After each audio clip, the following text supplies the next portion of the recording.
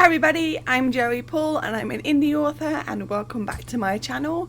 I write young adult fiction across a variety of genres, and if you think that might interest you, then think about subscribing below. It's been a while since I did a publishing video and it made sense for me to cover marketing, which seems to be the very thing that everyone struggles with. I know that I very much do.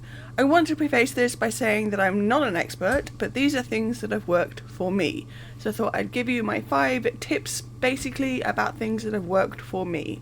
I'm not an expert, just want to make that clear. So number 1, make it easy to click. This is something I'm pretty sure that most of you will already be aware of. The harder it is for someone to click through your ad or promo, the more likely they are to give it a miss. Places like Instagram don't allow for clickable links in posts, but they do allow them for in your stories, so make sure you're using that. The way I do this is that I make sure I have universal book links, because otherwise there will be a whole load of links to include, and that can put people off as well.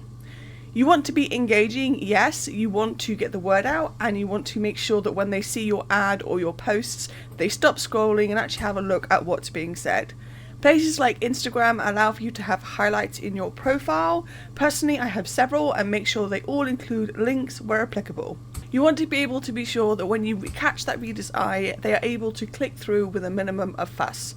Places like Twitter and Facebook have pinned posts, and again you can use links there with word or images that draws people's eye and make them want to know more. I'll talk more about book covers in a moment, but you do want to be using that to bring the focus in. Number 2, don't overuse the same thing. If you have some graphics or something that's similar and you know that it works, that's great. But one thing to be careful about is not to only use that all of the time, because people will get used to seeing it and just keep on scrolling. While it's true that studies show that people need to see something, I think it's 3 or 5 times before they stop to read, it's also true that when you're reusing graphics that have been in circulation before, it just makes people bored and unlikely to bother. So make sure that you have a variety of graphics or taglines or ad copy, because after a time they get stale and they just don't draw the same audience as they did before. And neither do they draw a new one, because if that was the case, those people would have clicked on it the first time. You just have to be careful about not oversaturating your feed with the same thing again and again.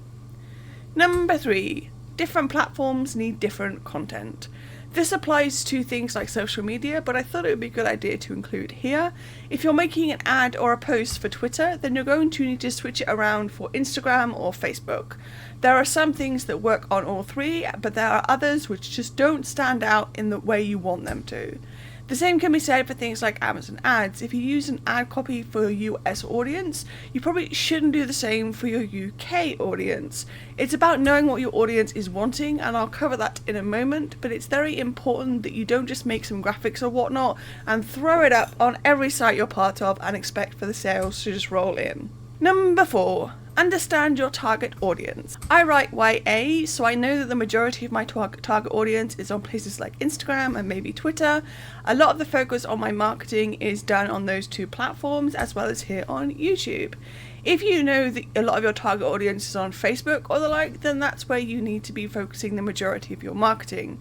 It all comes down to spending your marketing money and your time in the right places. Like, I know that a lot of adults read YA, so I do have a Facebook page that I keep updated and engage with, but I also know that young adults don't really spend all that much time on Facebook these days, so there's little point in me paying for ads to promote myself. If you're writing adult romance, for example, you might find that Facebook is very much a great tool for you to use, because you know your audience, then you'll know exactly how to find them and how to create those ads to help get new eyes on your work.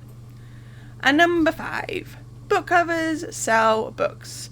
I know the saying is that you shouldn't judge a book by its cover, but the truth is people very much do.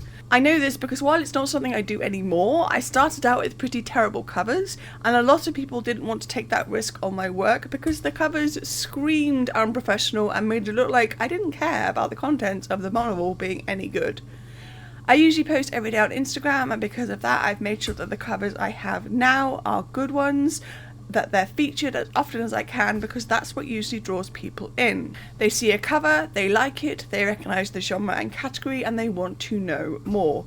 So they'll click through the links like I mentioned before, and they'll read the blurb and make a decision as to whether it's something they want to buy. So when getting your cover made, do it professionally and make sure that you showcase that as much as possible with your marketing. It really can help with sales. One last thing that I didn't want to make a point on its own, and that's all of this takes time. Being an author and marketing and sales and getting to the point where you have your own dedicated audience takes time, work, and a whole lot of marketing. So don't be discouraged if it doesn't happen instantly. It very, very rarely does that, if it does at all. So yeah, those are my 5 tips when it comes to marketing. Like I said, I'm not an expert. I'm not someone who is brilliant at this, but I have got some experience in things that do work. So what's your one tip when it comes to marketing? Let me know in the comments down below. So that's all I've got time for today. If you want to support my channel, you can comment, like, or subscribe. I post new videos on Thursdays. You can find me all over social media, and my books are available everywhere. And don't forget to sign up for my newsletter. And don't forget to grab a copy of Invisible, which is the first in a young adult dystopian quartet. And don't forget to grab a ticket for Wonderland in July 2025 in Nottingham, where I'll be signing books. All the links for which are listed below. Thanks for watching, and remember to keep writing. Bye.